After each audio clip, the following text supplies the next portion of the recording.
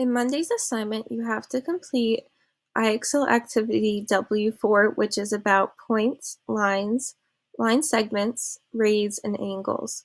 So I know that a lot of these terms are new. I suggest that you open this little tab that says Learn with an Example, because it gives you the key ideas and specifically the definitions for each one of those. So a point is an exact location in space, and then I also attached this picture to your assignment. So a point is an exact location in space, so it looks like just a little dot.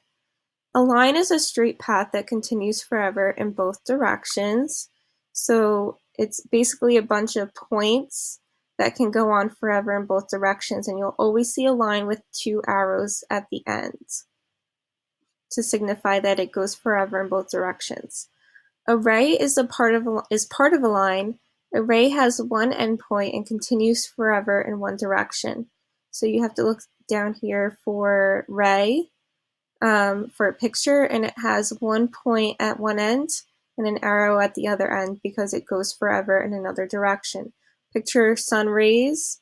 If you have the sun here and the rays are coming out, the sun would be the point, and then the light coming out would be the rays, the arrows, going forever in one direction. A line segment is part of a line. It is the part of a line between two endpoints. So a line segment must have two endpoints at the end because it has a specific length. It doesn't go forever in two directions. And then finally, an angle. An angle is formed by two rays or line segments that share an endpoint, which is called the vertex. So if you see this picture of an angle, this one uses two rays that share a common endpoint. So two straight lines that share an endpoint.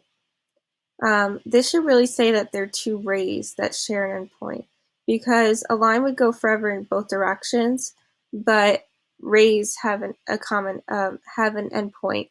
So your angle would be this section. You can see that there are three examples of angles here, and that's for a reason. It's because this is considered an acute angle because it's smaller than a right angle, and then an obtuse angle is greater than a right angle.